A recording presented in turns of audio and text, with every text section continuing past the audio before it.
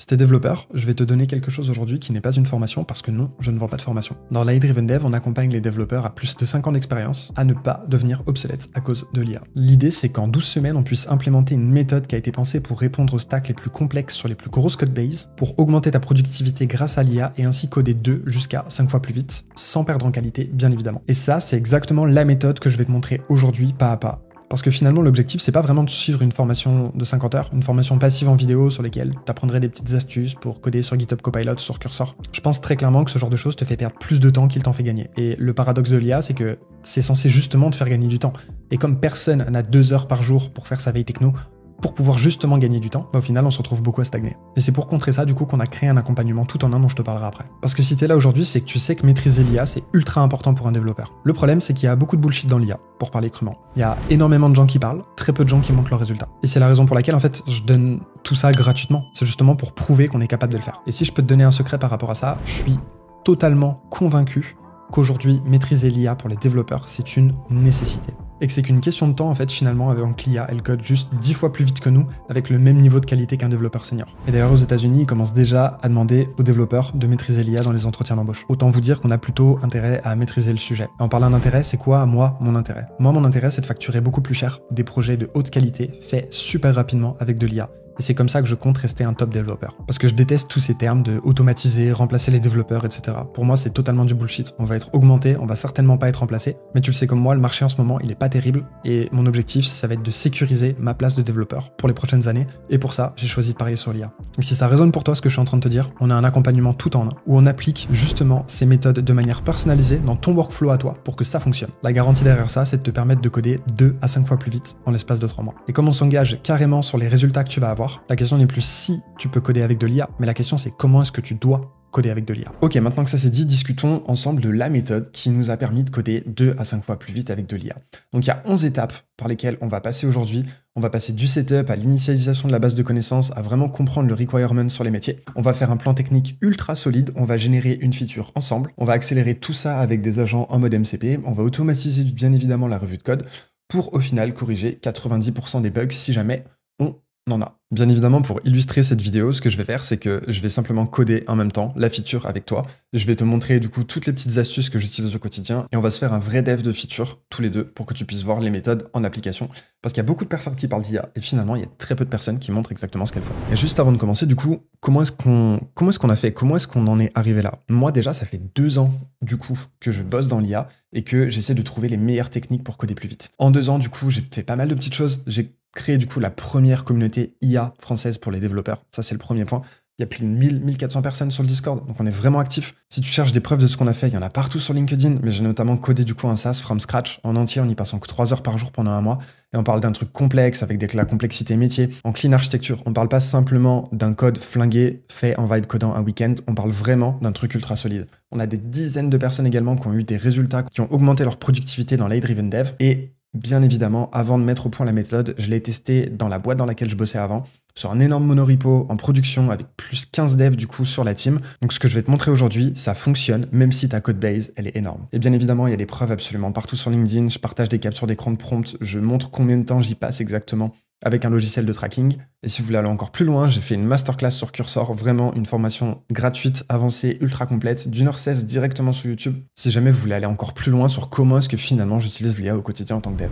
Et j'en profite d'ailleurs pour vous remercier pour vos commentaires, parce que du coup, c'est, je pense, une vidéo qui vous a énormément plu, et comme j'y ai passé énormément de temps, ça me fait très plaisir. Bref, maintenant que vous êtes convaincu qu'on peut coder 2 à 5 fois plus vite avec de l'IA, comment est-ce que vous allez concrètement faire dès aujourd'hui pour avoir des résultats? La première étape, ça va être de devenir un dev augmenté. Et qu'est-ce que ça veut dire devenir un dev augmenté? Déjà, petit disclaimer, pourquoi il y a une photo de Mark Zuckerberg, c'est que lui, comme pas mal d'autres ces dernières semaines, ils ont annoncé que d'ici 1 an à 1 an et demi, 80-90% du code serait généré par IA. Et je suis du même avis qu'eux, et je vais vous montrer aujourd'hui comment vous pouvez vous préparer au futur du coup qui va nous arriver. La première étape du coup, ça va être de comprendre le fonctionnement de l'IA, ok? L'IA, factuellement, c'est quelque chose qui est pas forcément simple. C'est une espèce de grosse boîte noire où il se passe des trucs où on comprend pas forcément ce qui se passe. Mais si vous avez la base, si vous passez 30 minutes, 1 heure maximum juste à comprendre comment fonctionne l'IA, le système de vecteurs, le système de poids, etc., mais vraiment juste la base, vous allez pouvoir vous éviter énormément de frustration et augmenter énormément la qualité de votre code. Je vous ai mis une petite capture d'écran qui illustre énormément ce principe-là d'un commentaire que j'ai eu sur un de mes posts LinkedIn qui a eu énormément de likes. Parce que grosso modo, si quand vous parlez à ChatGPT et que vous voyez qu'il tourne en rond, vous voyez qu'il fait pas les bonnes choses, vous voyez que il vous dit ah excuse-moi, t'as raison, j'aurais dû faire ça, non, nanana, c'est qu'en fait, les techniques que vous avez mis en place pour en arriver là n'ont pas fonctionné, ok? Et si elles n'ont pas fonctionné, soit vos prompts de base ou votre contexte, il était pas bon, soit ce que vous avez demandé à l'IA, c'était beaucoup trop complexe. Très honnêtement, de mon côté, j'ai beaucoup moins ce genre de message parce qu'en fait, je précise beaucoup plus mon contexte à l'IA. Et de la même manière, quand j'ai ce genre de choses, en fait, comme je comprends que ça fait partie du système d'IA, que c'est tout à fait normal, en fait, qu'elle réponde ça. Et si vous pigez comment fonctionne l'IA, vous comprendrez aussi que c'est normal. En fait, vous n'êtes pas frustré et vous êtes en mode genre, ok,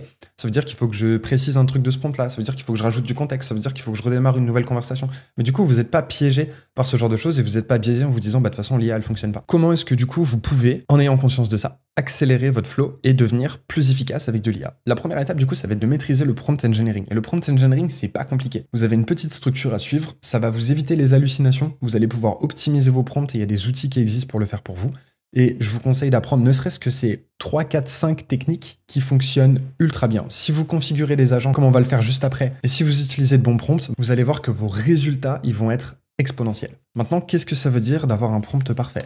Ici, j'ai une librairie, en fait. Et dans cette librairie, j'ai un template de prompt que j'utilise beaucoup. Pour avoir des résultats avec de l'IA, il faut très clairement lui dire ce que vous voulez. Et si vous structurez vos prompts comme ça, il n'y a absolument aucune chance que l'IA pige pas ce que vous voulez faire. Ok? Si vous lui donnez un but clair, si vous lui donnez des règles bien formatées, si vous lui donnez les étapes par lesquelles elle doit passer, si vous lui donnez du contexte, que ce soit vos fichiers, que ce soit déjà du code existant, que ce soit déjà une base de connaissances, et même de manière optionnelle, si vous lui donnez un exemple d'entrée, un exemple de sortie, en respectant vraiment cette structure-là, vous allez vraiment pouvoir optimiser de fou vos résultats avec de l'IA. Et la différence entre 1x et 10x, elle est juste sur une très bonne structure de prompt, parce que l'efficacité de l'IA dépend de vos prompts. Ce qui nous amène du coup à la seconde étape, c'est d'installer une lib de prompt. Dans la lib que je vous ai montré juste avant, vous pouvez voir que j'ai pas mal de petits prompts que je peux charger un peu quand je veux. Et l'idée, c'est que ça me permet de rédiger mes tests unitaires, ça me permet de faire de l'audit, ça me permet de générer des specs, bref.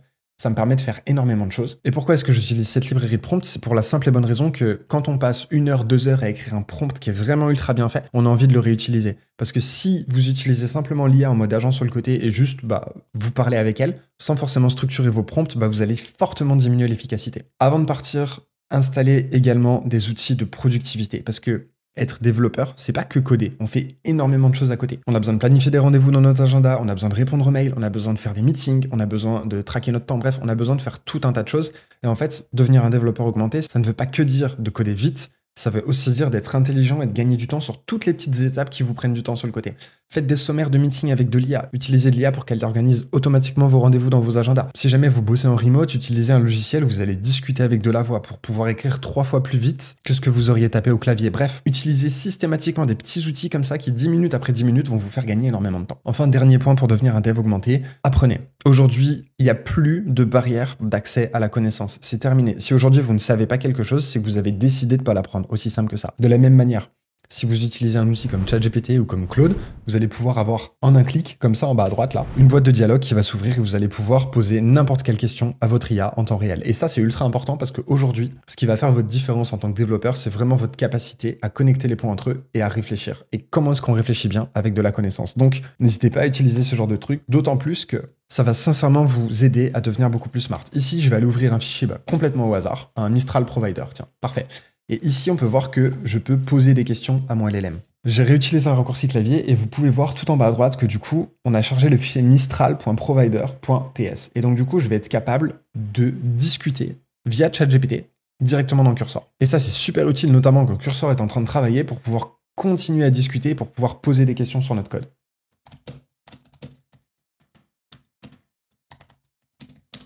Aussi simple que ça. Ok, avant de rentrer dans le flow, sache que je passe toutes mes journées à tester des nouveaux outils, à tester les dernières méthodes qui nous permettent à nous, les développeurs, de coder plus vite avec de l'IA. Ces méthodes-là, je les dispense dans un groupe privé et je les mets à jour chaque semaine. Donc si tu veux t'assurer d'avoir des résultats avec des méthodes qui fonctionnent réellement pour augmenter ta valeur sur le marché, gérer tes entretiens techniques, récupérer du temps dans tes journées ou tout simplement assurer ton avenir en tant que développeur parce que tu sais pertinemment que l'IA est indispensable, je te laisse prendre un call avec nous en description. C'est totalement gratuit, ça t'engage à rien de découvrir le programme et si je suis aussi sûr de moi sur la garantie de résultat que je peux te proposer, c'est tout simplement que je prends aucun risque, je sais que les méthodes elles fonctionnent. Maintenant qu'on est good sur la première étape pour devenir un développeur augmenté, discutons de comment est-ce que vous pouvez préparer votre setup pour aller beaucoup plus vite au moment où vous allez coder. La première chose, ça va être d'utiliser le meilleur IDE IA. Et des IDE IA, vous en avez plusieurs, mais la première chose que vous allez malheureusement devoir faire si vous êtes habitué, c'est de quitter JetBrains.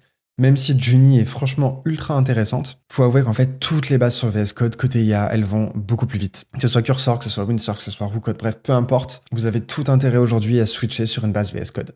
Et même moi qui viens de JetBrains, même moi qui est un développeur PHP qui vient de PHP Storm et qui a utilisé IntelliJ pendant des années, j'avoue que depuis qu'il y a de l'IA, j'ai dû faire le switch et je vous conseille de le faire aussi. Maintenant que vous avez un bon IDE, qu'est-ce que vous allez devoir faire? Utiliser les bons modèles. Et des modèles, en fait, vous en avez plein, il y en a tout le temps qui sortent. Actuellement, les meilleurs modèles, je vais vous les donner. Quand vous devez coder quelque chose, GPT 4.1 qui va s'arrêter à chaque étape, ultra cool. Gemini Pro, Claude Sonnet 3.5 ou à la limite 3.7, mais ça vous que je l'utilise pas vraiment. Et on verra pourquoi ensemble juste après. Pour faire le plan, et on verra encore une fois la méthode Architect Editor qui est pour moi la méthode que vous devez absolument utiliser si vous voulez coder avec des agents agentic aujourd'hui en 2025, c'est de structurer un plan. Par exemple, GPT-4o fonctionne très bien, ou même la version 3.7 de Claude Sonnet. Et on verra en quoi ces modèles diffèrent complètement, que vous vouliez coder ou vous vouliez implémenter le plan. Enfin, si vous devez installer un terminal IA, utilisez Warp. C'est juste le meilleur. Pourquoi est-ce que Warp, c'est hyper intéressant? Imaginons, vous retrouvez dans vos documents ici, et vous avez, tiens, parfait, envie de lister les fichiers à l'intérieur. Donc là, on peut voir que vous avez un ensemble de fichiers. Imaginons maintenant que vous ne connaissiez pas la commande ls pour lister les fichiers. Avec un commande i ici, je peux simplement lui dire list file indir. Et j'ai même plus besoin de me souvenir, en fait, de la commande. Et il va simplement la taper. Il va simplement me faire un petit résumé. Et voilà, aussi simple que ça. Et ici, vous pouvez voir bien sûr le résultat de la commande qui a été lancée. Donc vous n'avez même plus besoin en fait de vous souvenir comment lancer des commandes. Warp le fera pour vous. Ok, maintenant que vous avez un setup IA du futur, comment est-ce que vous allez pouvoir le configurer? Parce que la config, c'est ultra important et c'est ce qui va faire toute votre différence. Vous vous souvenez que si vous avez un bon prompt, ça va vous permettre de bien discuter avec un LLM. Maintenant, pour qu'un LLM fonctionne correctement, vous allez devoir lui donner du contexte. Et votre contexte, c'est quoi? C'est votre code. Mais attention, le problème ici, c'est que si vous donnez trop de code à une IA, si vous lui donnez trop de contexte, vous allez rajouter du bruit et vous allez la perdre. Et c'est comme ça qu'elle va plus savoir où donner de la tête. Donc vous allez devoir lui donner pile la bonne source d'information au bon moment pour qu'elle puisse agir de la bonne manière et c'est ce qu'on va voir aujourd'hui. Donc ce que je vais vous montrer aujourd'hui, c'est comment est-ce que vous pouvez initialiser et générer votre base de connaissances. Et on va voir en quoi ça consiste, une base de connaissances, et en quoi ça peut vous aider. Petit point sur lequel, par contre, j'aimerais vraiment insister avant de continuer. Optimisez au maximum votre stack technique pour faire du DDD, pour faire du BDD, pour suivre vraiment toutes les bonnes pratiques qui font que vous allez au maximum utiliser des termes métiers, des termes fonctionnels directement dans votre code parce que ça va énormément aider l'IA. Et je vous ferai une démo juste après pour vous montrer comment est-ce que ça fonctionne exactement. Maintenant, comment est-ce que vous pouvez du coup générer une base de connaissances, un RAG, une mémoire pour votre IA. Faut savoir que du coup, l'IA, quand elle commence à vous générer des choses qui ne fonctionnent pas, c'est probablement qu'elle n'a pas assez d'informations, peut-être qu'elle en a trop. Là, à l'heure actuelle, on part du principe qu'on n'a aucune information, étant donné qu'on n'a pas encore structuré notre base de connaissances. Maintenant, comment est-ce que ça se passe exactement? Ici, du coup, dans ma base de connaissances, j'ai chargé pas mal de petites choses. J'ai chargé un projet fonctionnel, donc le brief de c'est quoi mon projet, qu'est-ce qu'il y a à l'intérieur, c'est quoi mon produit, c'est quoi les milestones, qu'est-ce que j'ai décidé de mettre dedans, etc. J'ai également décidé de charger toute la documentation dont j'avais besoin et j'y accéderai notamment via MCP, je vous montrerai ça tout à l'heure. Et enfin, bien évidemment, comme on se le disait là, avec la partie technique, je lui donne la structure, les règles, mon API, mon archi, je lui donne toutes ces informations-là, en fait, pour que l'IA puisse savoir où est-ce qu'elle se retrouve. De cette manière-là, je vais pouvoir vraiment avoir une vraie conversation. Et je vais vous montrer tout de suite à quoi ressemble le fichier. Ce fichier de connaissances, du coup, il est directement dans un dépôt privé, directement sur GitHub, et il est systématiquement à jour avec, comme je vous le disais, ma base API, le schéma de mes répertoires, etc. Et systématiquement, j'ai une action qui va me régénérer ce fichier-là. Et on peut voir, du coup, qu'il a été mis à jour pour la dernière fois hier à 8h40. De cette manière-là, j'ai créé un GPT personnalisé et le rôle de ce GPT personnalisé, ça va être d'aller récupérer ma knowledge base systématiquement. Donc si je lui demande d'aller récupérer par exemple la base de connaissances, il va aller récupérer le fichier dont je vous ai parlé juste avant. On peut voir que du coup, la dernière mise à jour, c'est bien celle qu'on a vue. Et vous allez vraiment pouvoir commencer à poser des vraies questions à votre IA et elle va pouvoir aller vraiment vite par rapport à ça. Donc là, il a été récupéré le fichier Swagger et du coup, je suis capable vraiment d'interagir avec ma base de connaissances. Et ça, c'est vraiment très très cool parce que non seulement il a la connaissance technique, mais en plus, il a une connaissance métier. C'est-à-dire que là, je vais vraiment pouvoir structurer une feature propre à implémenter très très vite. Voici comment est-ce que vous pouvez du coup setup une base de connaissances correcte. Le GPT personnalisé que j'ai créé une action GPT qui, quand je vais lui demander du coup quelque chose, va aller s'authentifier directement sur GitHub, récupérer mon fichier propre, et du coup, je vais pouvoir discuter avec lui. Et de la même manière, je vais pouvoir discuter avec lui absolument partout en utilisant du coup ce système-là. Ok, top, troisième étape terminée. On a réussi à initialiser une base de connaissances. Cette base de connaissances-là, vous pouvez soit la committer directement dans votre projet comme je l'ai fait, et du coup, vous allez pouvoir l'interroger depuis Cursor, depuis Windsurf, etc. Ou vous allez pouvoir également l'interroger depuis ChatGPT ou même Claude, parce qu'en fait, vous allez faire une automatisation. Pourquoi est-ce que j'ai fait cette automatisation? Pour la simple et bonne raison que, déjà, ça me coûte moins cher. J'ai pas de call API à chaque fois à faire, donc du coup, c'est totalement illimité. Ça, c'est le premier point. D'un point de vue coût, Et la seconde chose, c'est que comme tout est stocké dans une base de connaissances sur le côté qui est déportée, c'est le jour où j'utilise plus ChatGPT, je peux utiliser Claude. Le jour où j'utilise plus Claude, je peux utiliser DeepSeek, etc. Je suis agnostique en fait de l'IA que j'utilise et c'est pour ça que la méthode que je vous présente aujourd'hui, elle se base non pas sur des outils, c'est pas une formation sur Cursor, c'est pas une démo sur Cursor, c'est vraiment une méthode qu'on utilise pour accélérer tout le flow de développement pour aller le plus vite possible, de la manière la plus qualitative. En parlant de flow de développement, on a fait toute la première partie du setup, donc on est capable de prompter, on a une base de connaissances nickel pour pouvoir aller récupérer de l'information très vite. Qu'est-ce qu'il faut qu'on fasse maintenant? Je vais passer très rapidement sur cette partie parce que même si c'est pour moi la plus intéressante et si c'est pour moi celle qui caractérise un développeur de demain, à savoir bien comprendre le besoin de métier parce que encore une fois, la technique n'est plus reine. Avant, il n'y a que nous qui pouvions comprendre du code complexe. Maintenant, je ne vais pas dire que tout le monde le peut, mais petit à petit, ça va être le cas. Donc, vous allez devoir vous focus sur qu'est-ce qui peut faire la différence aujourd'hui pour un développeur. Et pour moi, ce qui va faire la différence aujourd'hui et dans le futur, c'est votre capacité à piger votre besoin métier. Si aujourd'hui, vous êtes un développeur dans la finance et que du coup, vous savez exactement comment ça se passe, la finance, etc., vous allez être au courant de tous les edge cases qui existent. De la même manière, si vous êtes dans la compta, si vous êtes dans le juridique, en fait, vous avez une connaissance métier qui est propre à vous. Et donc, vous n'allez plus être un développeur PHP, Ruby, Java, etc., parce qu'en fait, les langages, petit à petit, on va commencer à s'en taper. Vous allez être un développeur spécialisé dans la banque, dans la finance, dans le juridique, etc. Et donc ça implique quoi? Ça implique de très bien connaître son besoin métier. Ici, je vous ai mis une petite capture d'écran d'un logiciel que j'utilise absolument tout le temps qui s'appelle Fathom et je vous mettrai un lien en description avec ma bibliothèque d'outils si jamais vous voulez la récupérer. L'avantage de Fathom, c'est qu'il vous fait des comptes rendus de réunion et que du coup 90-95% de tout ce que vous vous êtes dit en réunion, vous allez pouvoir le récupérer ici. Pourquoi c'est intéressant? Parce que non seulement vous allez pouvoir vous concentrer vraiment sur la réunion, ou alors faire autre chose, parce qu'on sait tous que les développeurs, on est un peu lazy en réunion et qu'on est tous en train de coder en écoutant d'une oreille, mais dans tous les cas, vous allez pouvoir récupérer le transcript. Ce transcript-là, vous allez pouvoir l'interroger avec de l'IA. Du coup, vous n'oubliez plus aucune information et vous pouvez avoir des notes encore plus précises sur techniquement ce qu'il faut que vous fassiez, etc. Bref, récupérer le besoin, c'est vraiment ultra important. Et c'est ce qui nous permet d'accéder à la seconde étape, la documentation. Si vous avez du coup votre besoin métier, aujourd'hui, nous, ce qu'on va faire dans notre feature, c'est implémenter un système, et d'ailleurs, je peux vous le présenter tout de suite, de récupération d'emails de manière automatisée. Le journal, c'est du coup un SaaS que j'ai développé, et ce SaaS, il est relativement simple. Vous allez directement vous inscrire avec, et vous allez relier votre compte Google. Ok. Qu'est-ce qui va se passer quand on va relier le compte Google? C'est que déjà, il y a des petites animations stylées comme ça qui vont se passer, et en plus, ça va aller vous ajouter un label, vous ajouter un alias, et rediriger tout le flux, de cette manière-là. Ici, ça va vous générer du coup un alias personnalisé. Cet alias-là, vous allez pouvoir le récupérer. Vous allez pouvoir du coup l'injecter sur les newsletters auxquels vous voulez avoir accès. Et en fait, quand une nouvelle newsletter va sortir, vous allez recevoir un mail. Ce mail-là, il va se retrouver directement ici. Ok. Et ce que le journal va faire, en fait, c'est qu'il va le trier pour vous. Il va aller récupérer le contenu du mail à l'intérieur. Il va aller traiter l'article. Et en fonction des règles de personnalisation que vous voyez ici, il va pouvoir vous dire si c'est finalement pertinent que vous lisiez l'article qui est dans cette newsletter ou pas. Donc ici, vous pouvez voir du coup qu'il y a dans ce mail-là 3 liens. Et que ces 3 liens ont un indice de pertinence, soit 50%, 60% et 80%. Ici, comme j'ai absolument aucune personnalisation et que je viens de reset la base de données pour faire cette démo, en fait, les valeurs ici, elles sont pas forcément pertinentes. Bref, je pense que vous voyez un peu l'utilité du logiciel. Tous les jours, ça va aller récupérer du coup l'ensemble des mails que vous avez vus, ça va aller regarder tous les liens et ça va vous dire, ok, ce lien-là, il est pertinent que tu ailles le consulter ou pas. Et en fait, quand je vais recevoir un mail, par exemple un mail de confirmation d'inscription à une newsletter, le RGPD, du coup, va me dire, voilà, est-ce que vous voulez vraiment confirmer votre abonnement? Je vais devoir cliquer sur un lien et ça va du coup accepter pour que je puisse recevoir les mails. Ce système-là, je l'ai pas encore, je suis obligé de le faire manuellement et c'est la feature qu'on va faire aujourd'hui. Maintenant que ça c'est dit, revenons-en à nos moutons. On a un besoin métier, je viens de vous l'exprimer, donc c'est relativement clair ce qu'il faut faire. Il faut faire en sorte du coup que quand on reçoit un mail, si c'est un mail de confirmation, on puisse l'automatiser. Voilà, aussi simple que ça. Maintenant qu'on a accès à cette connaissance-là, on va pouvoir la documenter et aujourd'hui, tout est documentable ultra facilement. Que vous utilisiez des requêtes pour aller récupérer de l'information, que vous utilisiez un MCP pour vous connecter à Notion, à Jira, peu importe, que vous utilisiez un système de deep research pour faire des audits ou peu importe, l'accès à la connaissance, il est ultra facile. N'hésitez surtout pas à l'utiliser pour aller beaucoup plus vite. De la même manière, vous avez des commandes d'écriture pour générer vos readme, pour générer votre knowledge base, pour faire des schémas de présentation, par exemple sur Slidev, pour faire des schémas Mermaid, comme vous pouvez voir par exemple ici.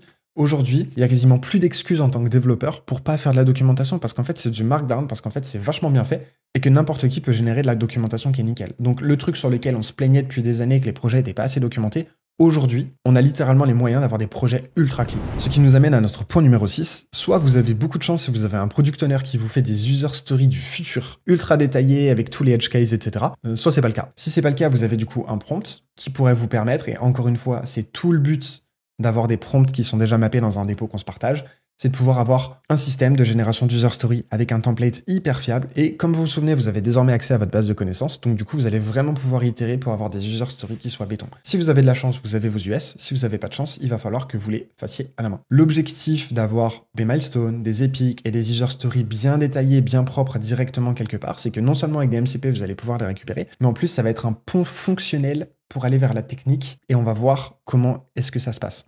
Ici, on est à l'étape numéro 6, du coup, on n'a pas encore commencé à coder, mais on a un setup qui est nickel. On utilise les meilleurs outils IA du marché. On a été capable de récupérer le besoin métier à 100%. On a même été capable de générer de la documentation. Nos user stories sont nickel. Bien évidemment, ces étapes sont interchangeables. Des fois, vous créez la doc en amont, des fois, vous la créez après les US. Ça dépend le degré d'awareness que vous avez par rapport à ça. Mais en tout cas, vous savez exactement la feature que vous devez faire et tout ce qui vous reste à faire, entre guillemets, c'est de l'implémenter. Comment est-ce que ça se passe et comment est-ce que moi je fais ça au quotidien? Ici, du coup, je viens démarrer un nouveau chat directement dans le journal et j'ai un nouveau prompt. Et ce nouveau prompt-là, il s'appelle Feature Instructions et je vais l'envoyer directement dans l'IA. Ce prompt-là, en fait, il est relativement simple et je vais vous le montrer en quelques secondes.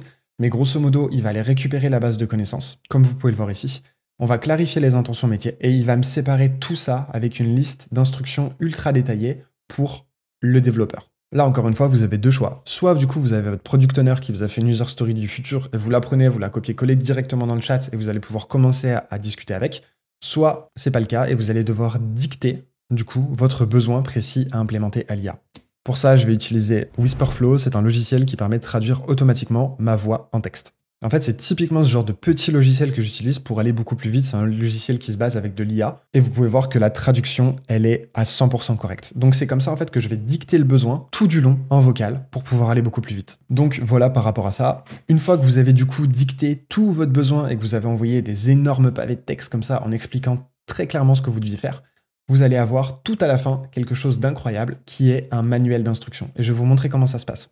En fait, la fiche d'instruction, elle s'est basée sur un template, comme je vous le montrais tout à l'heure. Et si aujourd'hui, vous n'avez pas spécifiquement de résultats avec de l'IA, c'est probablement que vous balancez directement vos user stories directement dans Cursor ou dans Windsurf, ou alors que vous utilisez simplement vos prompts directement dans l'outil. Or, l'IA, elle a vraiment besoin d'être drivée, sinon elle commence à faire n'importe quoi, elle voit pas les fichiers que vous aviez déjà, donc elle vous recrée de nouveaux fichiers, elle respecte pas vos règles, donc elle vous recrée de nouvelles choses. Bref, il y a tout ce système-là qui va rentrer en compte et qui va faire finalement, qui va rajouter du bruit, qui va vous frustrer. Et le but, encore une fois, de toute la méthode, c'est de limiter la frustration et d'aller le plus vite possible. L'avantage d'un plan technique, comme vous pouvez le voir ici, c'est qu'il est ultra bien structuré et qu'il propose énormément de choses. Et on va détailler ça ensemble.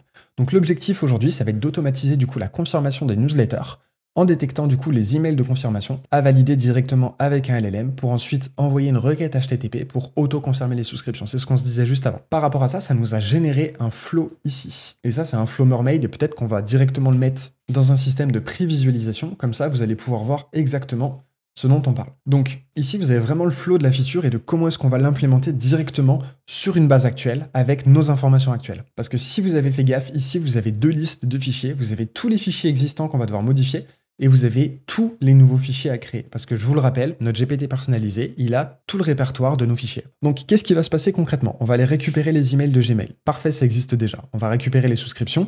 Si jamais la souscription elle est active, on processe le mail de manière évidente. En revanche, si le statut il est pending, on est en attente d'approbation, on va pouvoir aller vérifier directement dans le corps du mail s'il y a quelque part marqué confirme ou quelque chose comme ça. Si c'est le cas, on va l'envoyer au LLM. On va lui demander du coup si c'est bien un mail de confirmation. Si c'est bien un mail de confirmation, on va aller récupérer l'URL de confirmation. Si le statut est 200, on va pouvoir partir du principe que du coup, c'est cool. Et si jamais ça l'est pas, on va pouvoir la mettre en fail. Et si jamais ça s'est bien passé, on va repartir dans un tour. Et du coup, sur la prochaine synchronisation, sur le prochain mail qu'on va recevoir, si jamais cette souscription, elle est marquée en in progress et qu'on reçoit bien un mail, ça voudra dire qu'en fait, la souscription a été acceptée et donc, du coup, qu'on passe en mode actif. Le flow est relativement simple et en fait, ce truc-là avec de l'IA, je l'ai généré en 5-10 minutes. Et ça nous a permis d'aller directement à l'essentiel. Maintenant que le flow il est ultra clair dans nos têtes, qu'est-ce qu'on va faire exactement de tout ça? On a grosso modo 4 étapes qui ont été décidées avec le LLM. La première, ça va être d'implémenter du coup la feature de prompt, parce qu'il va falloir qu'on aille demander à un provider comme Mistral, comme OpenAI, de nous confirmer du coup que la newsletter qu'on vient de lui envoyer, que le mail qu'on a été récupéré depuis Gmail, c'est bien un mail de confirmation. Une fois qu'on a fait ça, du coup, on va écrire 2 tests d'intégration. Je lui ai demandé d'écrire 2 tests. Un, du coup, qui se base sur une fixture, ce qu'on a déjà, pour pouvoir vraiment nous dire, ok, systématiquement, quant à ça, vu que c'est un mail de confirmation que j'ai déjà récupéré, et que ce mail de confirmation, il ressemble à ça, donc c'est une table en HTML avec pas mal de petites informations à l'intérieur, et du coup, vous avez un lien pour confirmer la newsletter. Donc systématiquement, en fait, ce truc-là, dans mon test d'intégration, doit passer tout le temps. On nous donne la petite commande pour pouvoir le lancer, etc.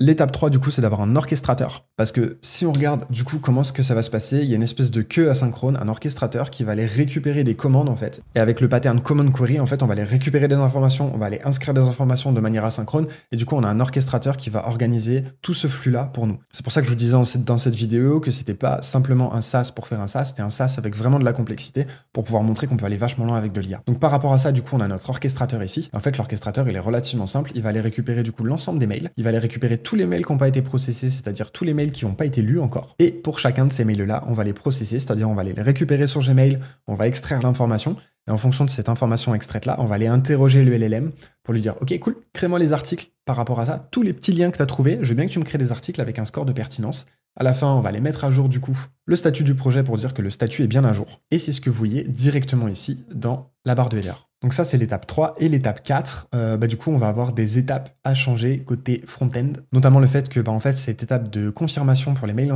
en attente, on l'a finalement plus. Ok, top. Maintenant qu'on a un plan technique qui a été généré, encore une fois, très rapidement, très facilement, ce plan technique-là, vous pouvez faire deux choses. Soit vous le donnez à un développeur junior dans votre boîte, même un développeur médiocre, parce qu'en fait, il faut simplement suivre le plan, l'appliquer, et même s'il n'est pas à 100% correct, en fait, la personne ou l'IA, de par son intelligence, va pouvoir corriger les 5-10% en fait qu'il faudrait corriger. Parce que bien évidemment, on est en approche agile, des fois il y a des choses qu'on n'aura pas anticipées, etc. C'est tout à fait normal, mais à partir du moment où vous avez votre loi de Pareto, vous avez 80% du plan qui est correct, vous pouvez foncer. 8e étape, du coup, une fois que vous avez votre plan, vous allez devoir générer du code. Ok ? Et pour ça, vous allez devoir faire plusieurs choses. La première chose, c'est que vous allez devoir configurer des règles ultra pertinentes. Et des règles, on a un dépôt qui est totalement ouvert dans l'Hydra Driven Dev sur lesquels vous allez pouvoir récupérer par exemple des règles cursor. Et on les a organisées directement dans des dossiers comme ça pour que ce soit beaucoup plus simple. Si par exemple je prends un langage de programmation ici, comme TypeScript, ici vous pouvez voir que vous avez des règles qui s'appliquent uniquement sur les bons fichiers, avec des fichiers de règles ultra courts qui vont permettre à l'IA de générer du code de qualité. Donc c'est la première étape. Ces règles-là, bien évidemment, si vous regardez dans le projet, elles existent également ici. Et si je prends par exemple autre chose comme Mobex par exemple,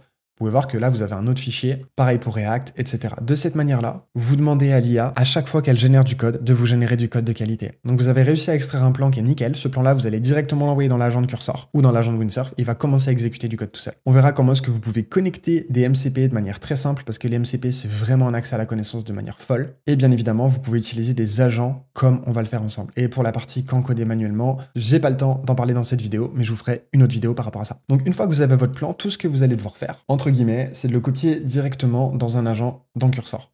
Et ici, vous avez plusieurs manières de faire ça. Ici, soit vous passez ça directement dans l'agent par défaut, soit vous créez un agent personnalisé. Et moi, j'ai déjà créé un agent personnalisé, du coup, avec son prompt et le prompt d'ailleurs qui reprend la structure goal, rules, etc. que je vous ai présenté tout à l'heure, mais qui va petit à petit aller prendre un plan et aller le lire. Là, pour la démo, je pense que ça fonctionnera très bien avec l'agent de Cursor.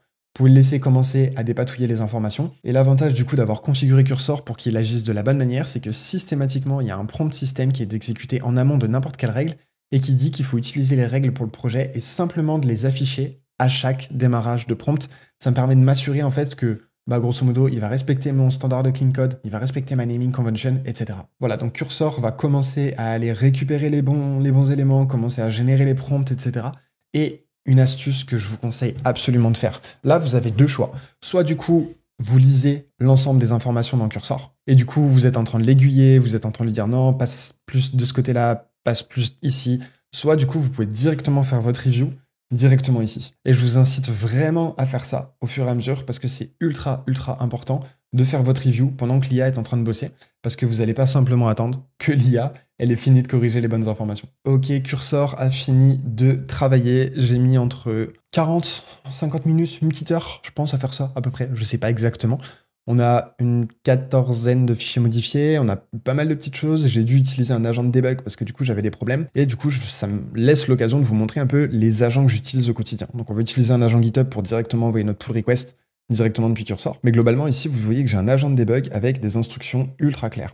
Et en fait ces instructions vous pouvez voir ici tout en bas, si jamais je vous les mets là pour que ce soit plus simple, mais en fait c'est simplement un prompt qui va aller lister le top 3 des meilleures solutions pour résoudre mon problème avec un degré de confiance. Et ici c'est exactement ce qu'on nous propose ici. Très souvent l'IA, et c'est pour ça que, et on peut directement en parler à la fin, on a des agents pour à peu près tout, et que c'est ultra facile de corriger un bug aujourd'hui, parce qu'en fait, vous lui donnez tellement de contexte, tellement d'informations que vous allez pouvoir itérer de manière flagrante. Les modèles d'IA sont ultra smart, et aujourd'hui, 90% minimum de mes bugs sont corrigés avec un agent, parce qu'en fait, il sait exactement où aller chercher l'information. Et là, c'est même moi qui ai perdu du temps parce que globalement, pour moi, c'était pas un problème de base de données, alors qu'en fait, je regardais dans la mauvaise table. Bref, le code qui nous a été généré, donc là, vous avez tout un schéma de migration qui a été généré par Prisma. Si vous voulez regarder un peu le code qui a été généré, donc du coup, on a une nouvelle commande de confirmation qui a été respectée en utilisant les standards de Nest.js. Il y a des loggers absolument partout parce que je log absolument tout dans l'application, ça c'est dans les règles de base. On a également été modifié l'orchestrateur par défaut en rajoutant toutes les commandes qu'il nous fallait pour gérer du coup les souscriptions en attente. Ça a été rajouté ça dans le bon module. On a notre prompt qui est utilisé du coup pour faire la confirmation, qui est quand même assez fat. On a une nouvelle méthode qui a été rajoutée directement dans le Base LLM Service et l'IA a été capable de corriger un bug que j'avais pas vu. On a intégré ça dans Mistral, directement dans OpenAI ici, en rajoutant le bon schéma. Et ça nous a rajouté directement 2 tests, comme on lui avait demandé au tout début, si vous vous souvenez de la feature. Ça m'a corrigé un test d'intégration qui était moqué alors que je voulais pas. Et ça a même appliqué les règles, à savoir de pas avoir de valeur magique comme ça là, mais plutôt d'utiliser des énumérations. Donc voilà, le projet tourne bien. Et là, ce qu'on va faire, c'est qu'on va simplement aller lancer les tests pour vérifier que tout fonctionne pour le mieux. Ok, tout fonctionne bien. J'ai laissé les logs directement à l'intérieur que je vais directement aller supprimer, mais quand j'étais en train de débugger, c'était vachement utile. Comme ça, vous pouvez voir également tous les retours qu'on avait attendus, notamment l'email de confirmation qu'on a bien récupéré, qu'on va être capable du coup de pusher directement dans notre commande. Ok, maintenant que ça c'est fait, pas besoin d'utiliser l'IA pour le reste. Ici, je vais simplement mettre là, commande maj-l, commande Y, pouf, il n'y a plus de log sur l'application. Utilisez pas, encore une fois, à utiliser de l'IA quand ça vous fait gagner du temps. Mais si ça vous fait pas gagner du temps, bah le clavier et la souris, ça fonctionne toujours aussi bien. Ok, top. Voyons comment ça fonctionne du coup sur l'application. Voilà, du coup, rien de spécial. Ce que je vous propose de faire, c'est d'aller récupérer ce mail-là et d'aller l'inscrire quelque part. Bien évidemment, ma plateforme de choix, c'est la plateforme TLDR. Je vais aller rentrer directement le mail et je vais pouvoir aller inscrire mon nouvel utilisateur. Donc là, nickel, j'ai un nouveau mail de confirmation.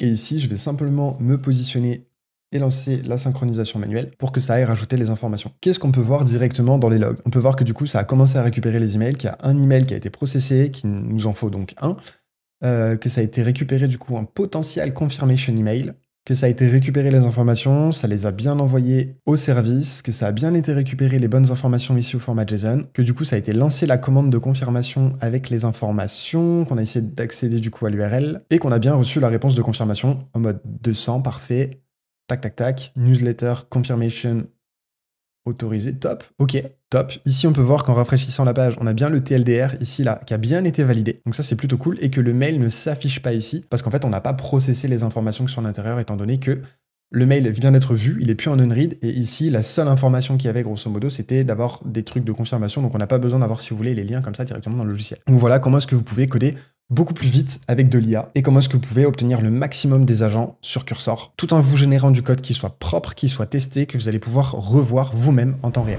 En parlant de revue de code, il y a souvent des raccourcis qui sont faits pour les développeurs. Et ces raccourcis-là, c'est de partir du principe que comme le code est généré par IA, vous n'allez pas le revoir.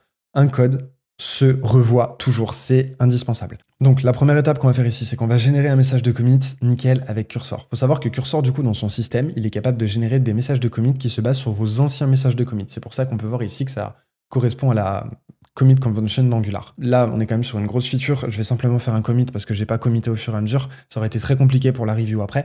Et j'avais surtout pas envie de me prendre la tête à faire des commits atomiques. Mais maintenant, ce que je vais faire, c'est que je vais simplement donner une bonne description et je vais pas commiter tout ça parce que les longs messages de commit, c'est quand même un peu relou.